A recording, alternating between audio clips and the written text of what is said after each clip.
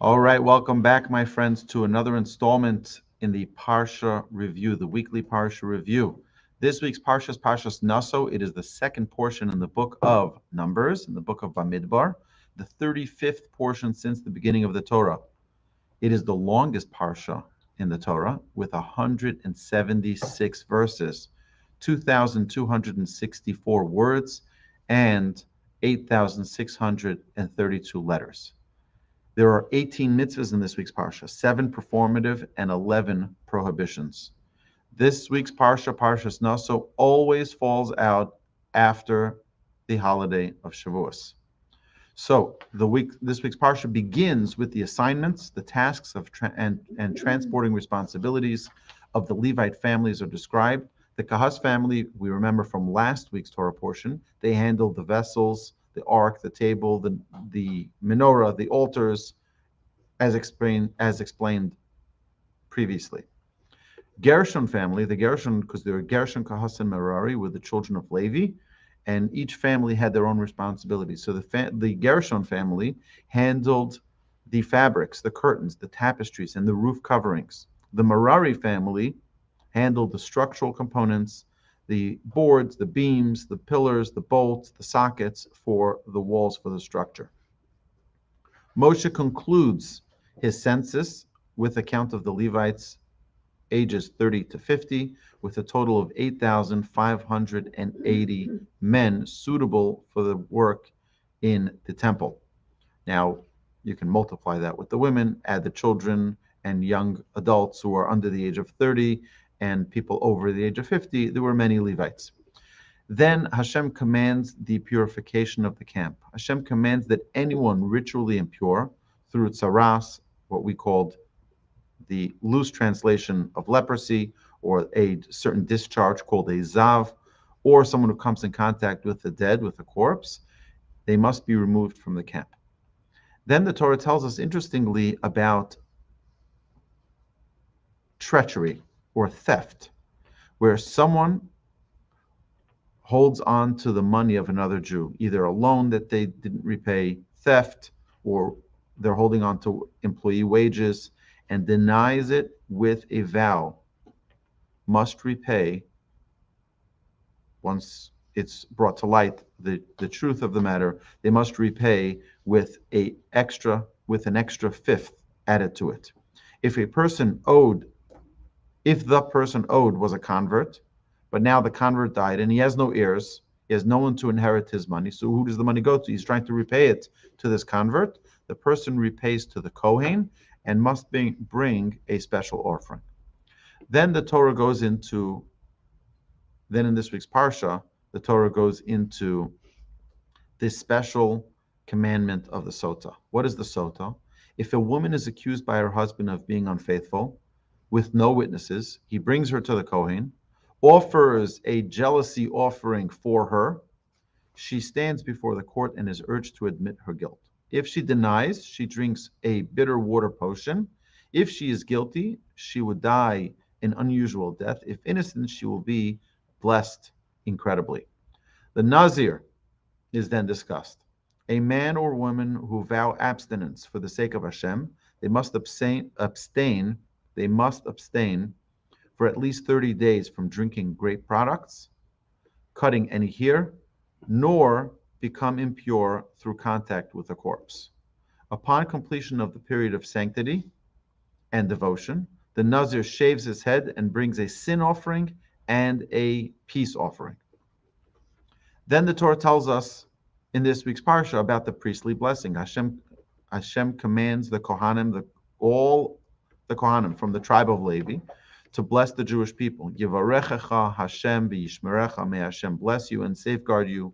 Ya'er Hashem panav elecha v'chuneka. May Hashem illuminate His countenance for you and be gracious to you. Yisa Hashem panav elecha v'yasem lecha shalom. May Hashem lift His countenance to you and establish peace for you. Then there's the gifts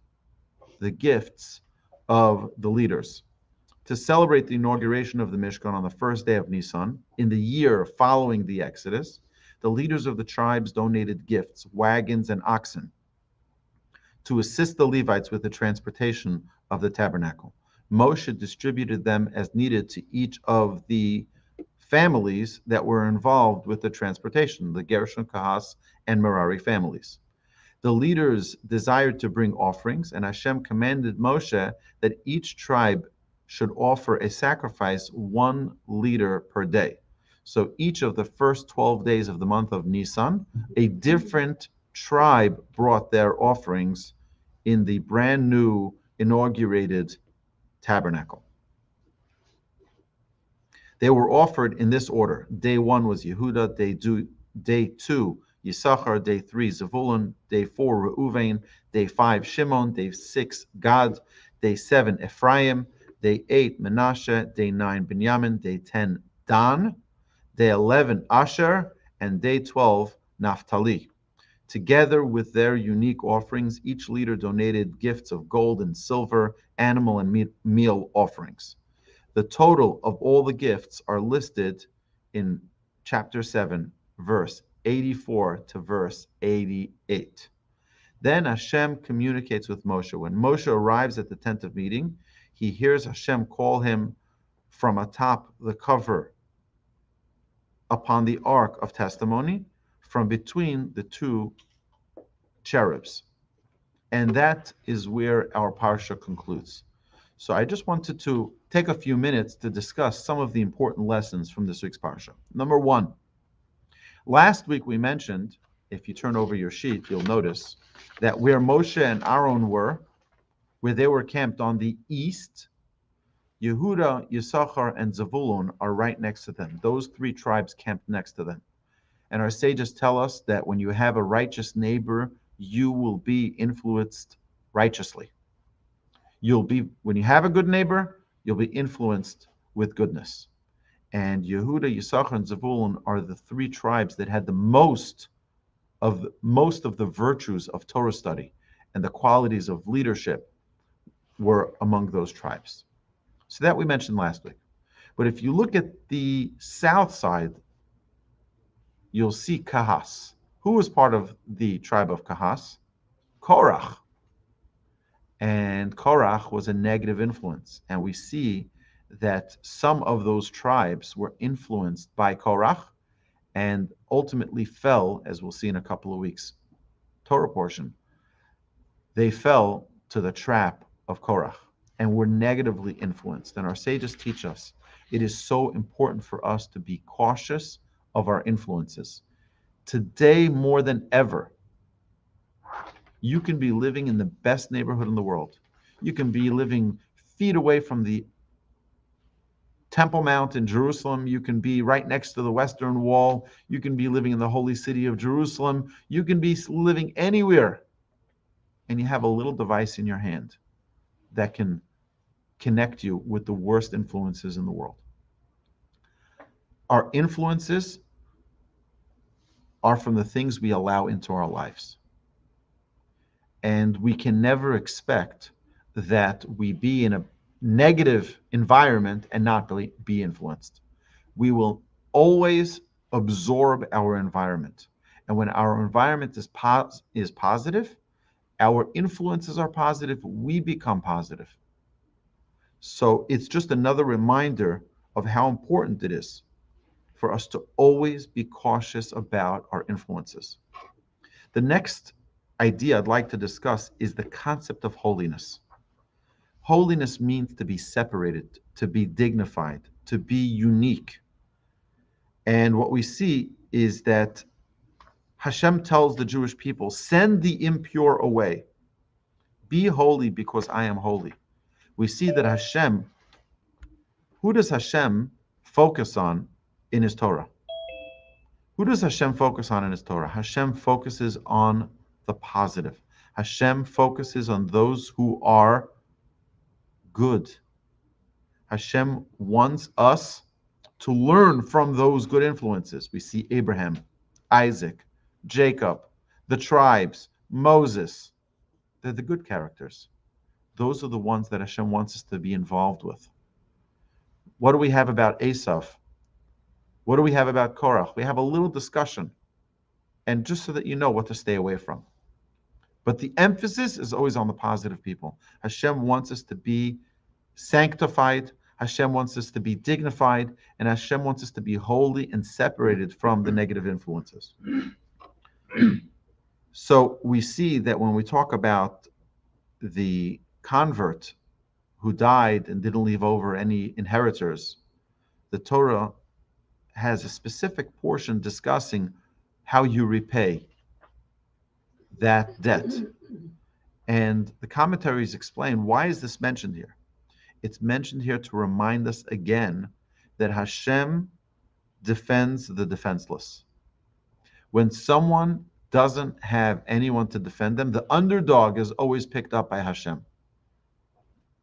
Who's the underdog? Jacob or Esau? Jacob.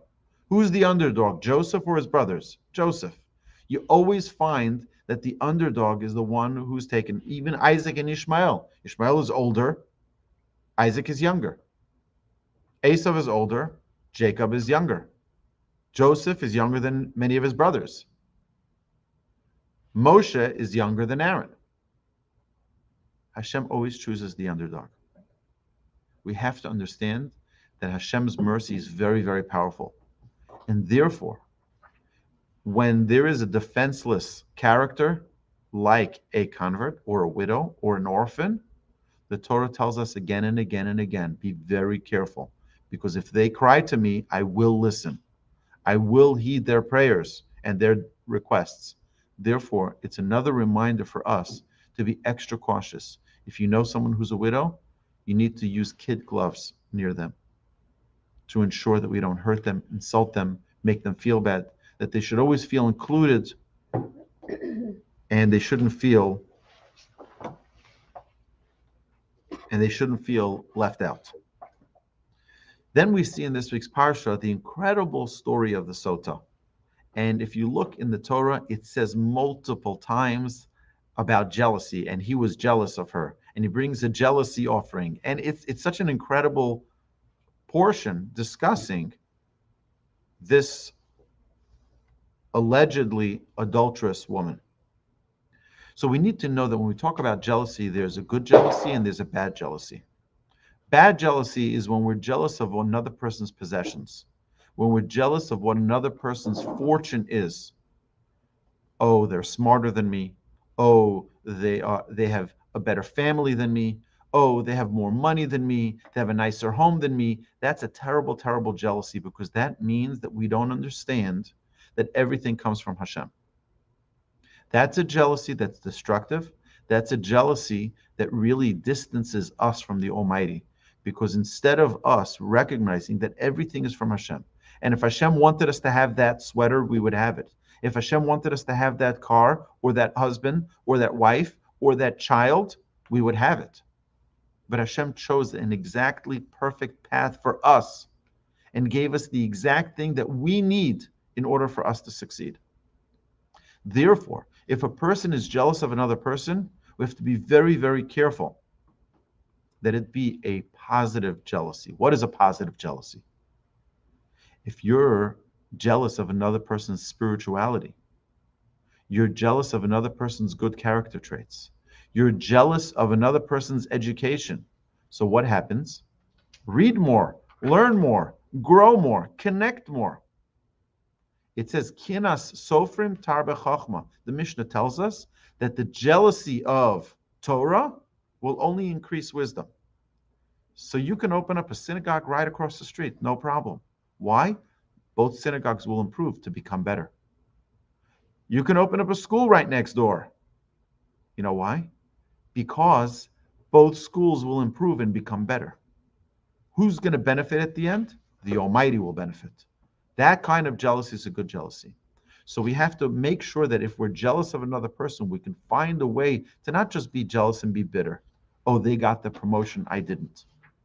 How do I improve myself? How do I become a better person? How do I inspire myself to change and become the person I dream to be? So these two ideas of jealousy I thought were important for us to discuss, because generally when we think of jealousy, we think of it in a negative way. But there's a very positive jealousy that we should hopefully all be inspired from. Then we see the incredible story of the Sota that she drinks this bitter water potion.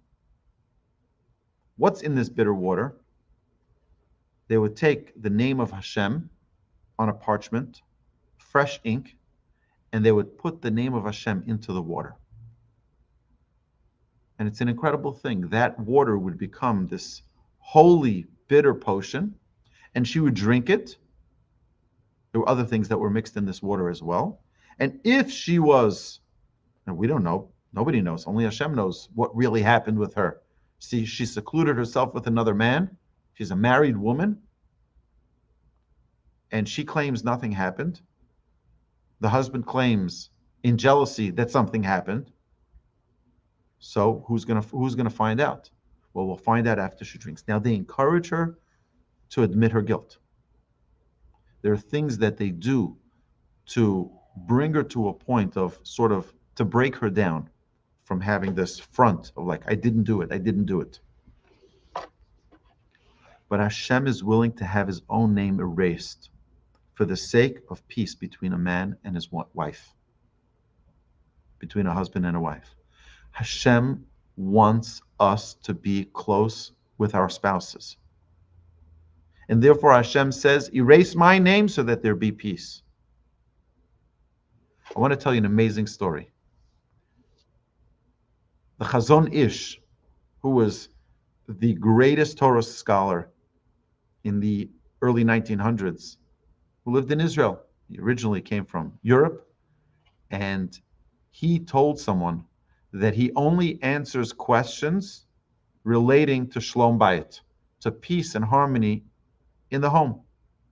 Fights between a husband and wife, those are the types of questions that he would answer. Those are the only types of questions he would bother himself with. And people would ask him, your Torah is so amazing, your Torah is so valuable, why are you wasting time answering people with their nonsense questions? He says, no, I only answer questions for marriage-related issues. They said, what are you talking about? We hear people asking you the craziest questions. Should I buy the apartment on the second floor? Should I buy it on the third floor? Should I do this? Should I do that? Should I take this job? Should I take that job? What are you talking about? You only answer questions relating to, family wholesomeness, to Shlom Bayit. He said, no. He says, they only ask those questions to see that they can trust me, to see that I'm a reliable source. He says, once they feel that I can answer their questions appropriately and that we have a trust going on here, that's when they bring out the real question. He says, those are just the buffer questions. Those are just the questions. But it's such an amazing thing that the Chazon Ish said, if Hashem is willing to erase his name so that a husband and wife have peace, I'm willing to stop learning my Torah so that a husband and wife have peace. That's how important it is. It's paramount importance in Judaism that a husband and wife have peace in their home. Not only that, is that our sages tell us that the relationship between a husband and wife is parallel to the relationship between mankind and God. A person who's married needs to be selfless in order for that marriage to work. Guess what? In our relationship with God, for that relationship to work, we can't be selfish. We have to be selfless. And the more selfless we are, the more dedicated we are in that relationship with Hashem, the holier, the greater we become. So it's a very important message here to remember the value of a husband and wife being at peace with one another, to find every way possible, as a rabbi, as a friend, as a neighbor, as a counselor, as a mentor, to give people the ability to work and perfect themselves. I always say marriage is a workshop in character development. If someone is not ready to work on themselves, don't get married. Torah commands us to get married. That's right. That means you're going to have to work on yourself. You're going to have to overcome challenges. You're going to have to overcome your own preferences. You're going to have to create a new person here, a new entity, a new world. Everyone comes from their own family, their own background, their own history, their own habits. You get into a marriage with another person. Suddenly they bring their habits, you bring your habits, and you have to create your own.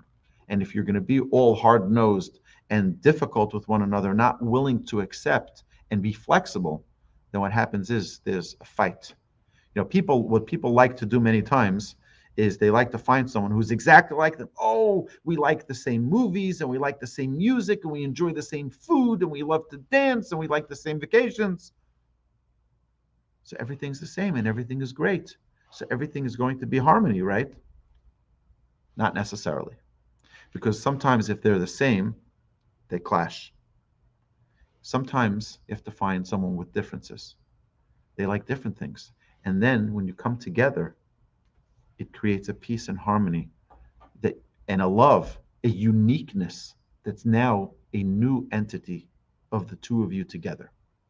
It's not that you are who you are and you stay who you are. She is who she is and she stays who she is. No. Now you both become a new entity together.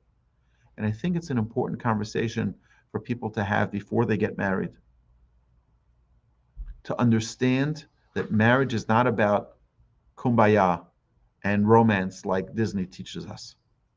That's not what it's about. What Disney fails to show us is the importance of the struggle, of the challenge, of, yes, those fights, how those bring the bond even stronger. Many people, they get into that fight, and one fight, then they're out. Oh, it's not working out. What do you mean it's not working out? You just started.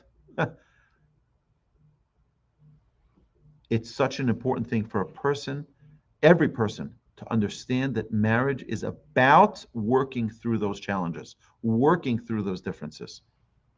All right. The next is that, and this is a very important teaching, that we mentioned at the beginning of each of these Parsha classes how many verses, how many words, how many letters. But one of the most important things we see in the Torah is the order of the portions. Why is one thing mentioned next to the other? And the big question asked is, why is the portion of the sota, of the adulterous woman, right next to the portion of the Nazir? Our sages tell us, what is an adulterous woman? A woman who got carried away a little. What is a Nazir? Someone who abstains from wine, from worldly pleasures. Sages tell us something very incredible. If you see a woman who is accused of having an adulterous affair, you know what you need to do? Stay away from wine. The Torah is telling you, you know what she got carried away from? She probably had a little bit too much wine to drink at the bar. Got carried away. Did something perhaps that she shouldn't have. It's a lesson for you. If you see something, it's a message for you. You know, there's this phrase in New York, they say, you see it all over the subways, if you see something, say something. I say, if you see something, it's saying something to you. The Baal Shem Tov tells us, everything you see is a mirror reflecting a message to you. You want to know why you saw someone reacting like that?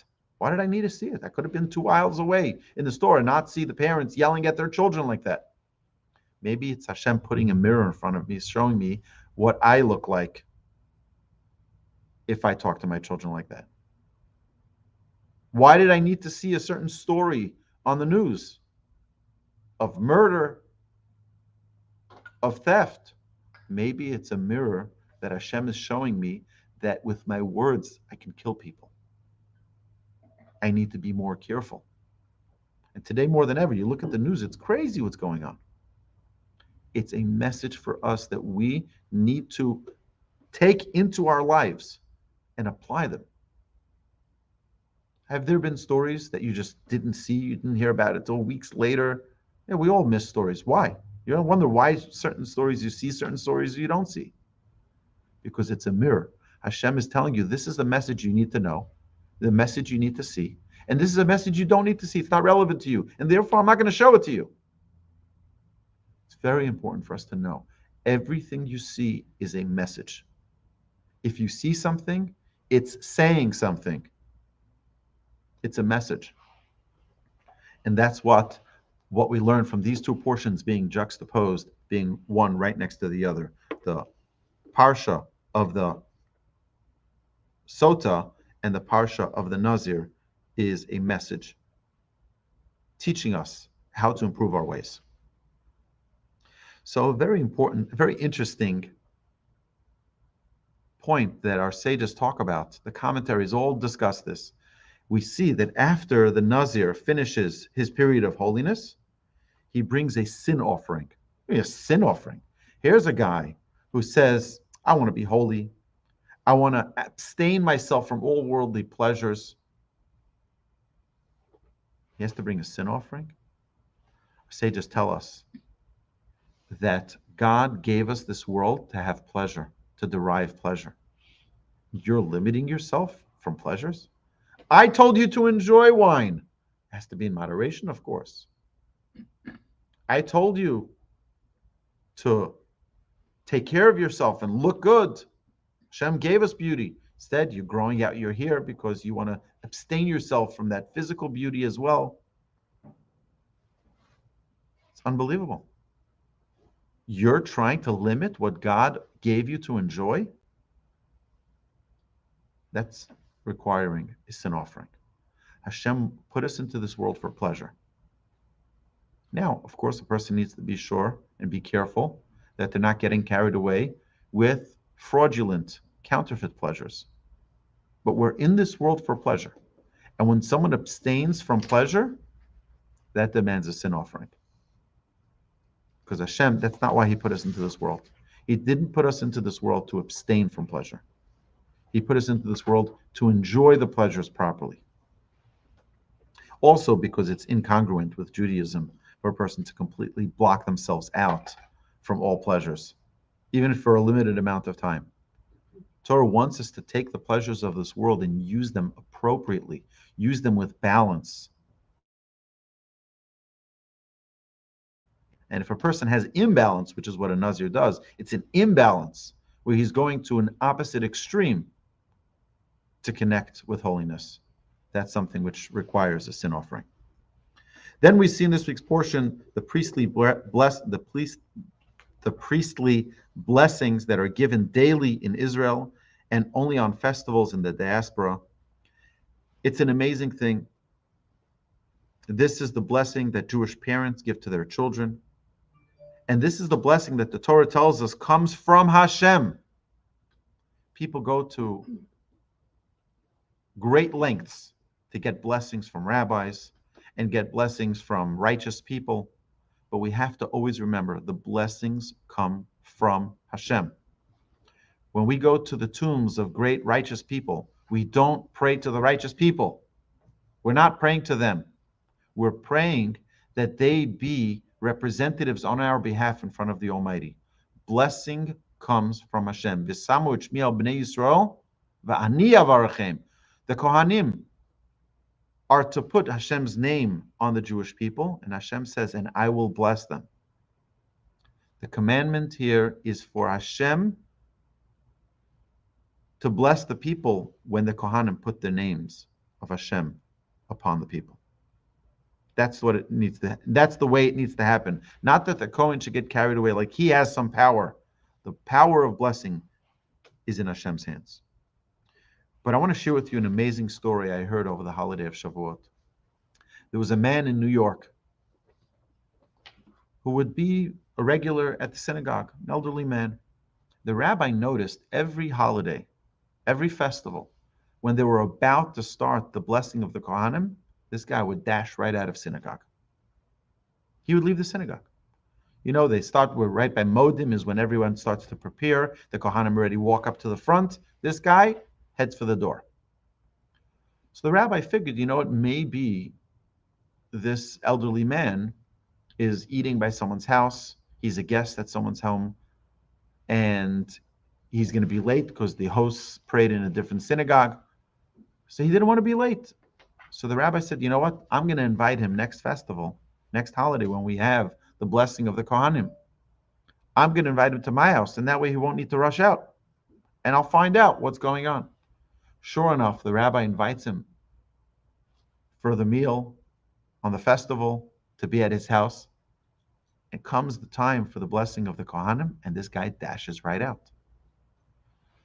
So after davening, the man is waiting there for the rabbi, and they're walking home. The rabbi says, I notice that you dash out every time there's the priestly blessings. What's going on? She says, Rabbi, let me tell you a story. He says, I wouldn't say this, but you asked. He says, when I was in the ghettos, in the concentration camps, he says it was the first night of Pesach. And there was a very righteous, optimistic individual named Yosala. And Yosala got everyone together, not everyone, 3 people. And he says, guys, I made matzah. I hid the matzah. We're going to have a Seder tonight. They said, you're crazy? They catch us, we're dead. He says, we're going to make a Pesach Seder. We're going to thank Hashem for giving us freedom. Freedom! We're here. Look where we're at. We're in a barracks. This is freedom. And he goes there, the 3 individuals, and they have a Pesach Seder, and they eat the matzah, and it's an unbelievable thing. The next day, the second Seder, they had over 200 people there celebrating the Seder. Everyone having a little piece of matzah, a little something to remember, to connect. He says in the middle of the entire telling of the story of Egypt, and everyone is getting involved, and everyone is suddenly smiling and happy, the door gets kicked open, and this Nazi soldier walks in and says, what's going on over here? Who arranged this thing? Nobody says a word. He says, tell me who did this, or I kill 50 people right now. Nobody says anything. He says, this is the last chance. So this Yosala stands up, and he says, you can do with me what you want, but the Jewish people will always prevail. He says, you know what? I'm not going to kill you now. He says, tomorrow we're going to make a grand scene. We're going to make a podium, and we're going to kill you in front of everyone. And indeed, the next day, the second day of Pesach, they bring him up on this podium, and everyone from the entire camp is brought out to see how this person is going to be executed. And he asks them before they execute him, he says, can I just say one thing? They said, yeah. He says, my dear friends, today is the holiday of Pesach. It's the second day of Pesach. And in our synagogues, we would have the priestly blessings. I am a Kohen. I would like to bless the congregation, to bless you all. And that be my last thing I do on this earth. And there he did the priestly blessings. He said the blessing, and he said, Yivarechecha Hashem v'yishmerecha ya'er Hashem panav elecha v'chuneka. Yisa Hashem panav elecha v'yasim lecha shalom. And they killed him. And this individual tells the rabbi, he says, I don't want to have any other priestly blessing disturb that vision that I have. That purity, that holiness, that experience. The most incredible blessing of the Kohen ever. Absolutely pure. He says any other priestly blessing would diminish that feeling that I still have, that's fire within me. It's an unbelievable power that the Kohen, we have a Kohen right here, that the Kohen has. The Kohen has the ability, V'samu et shmi al bnei Yisrael, put my name on the Jewish people, V'ani avarchem, and Hashem through the Kohen blesses the people. He's a messenger of Hashem. The Kohen themselves don't have the power to bring that blessing to the people. Hashem, through the Kohen, gives that blessing. Hashem should bless us all, that we should always be among the recipients of incredible blessing from Hashem. As parents, our obligation is to bless our children. To bless them is a custom to bless your children every Friday night. Many people do so right before Kiddush Friday night. And you know what? If your children don't live in the country, they're far away, on the phone. My son calls me from yeshiva every Friday, and I bless him over the phone.